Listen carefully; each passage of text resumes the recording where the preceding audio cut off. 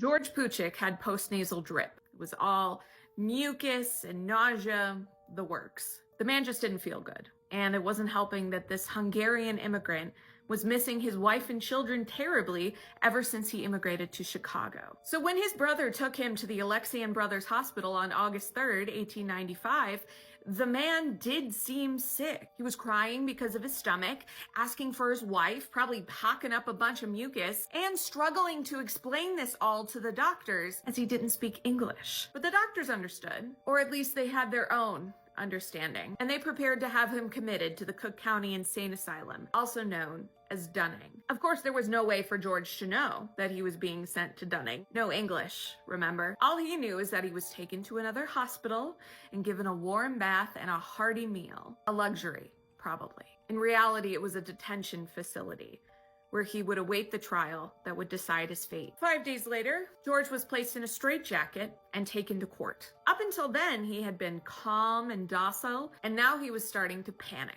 He became confused as he was sitting in a courtroom and papers were being passed and signed in front of him, none of which he could understand. And all of a sudden, he was pushed into a van and sent straight to Dunning. George Pucik arrived at Dunning on the evening of August 8th, 1895, and in good condition, according to the physicians from the detention hospital. No bruises, no injuries, no illnesses. By the next morning, he would be dead. So here's when things, unsurprisingly, start not adding up. When Pucik arrived at his ward, it was being supervised by 35-year-old George Goff, an ex-butcher who was described in every newspaper article I can find as a brute. According to Goff, Pucik was allowed to take off his straitjacket and mingle with the other inmates, but then became violent and tried to attack them. Goff then sequestered him to his cell. I have questions about this. Does violent mean physically attacking? Or does it mean, oh, I'm screaming in anger because I've been committed against my will?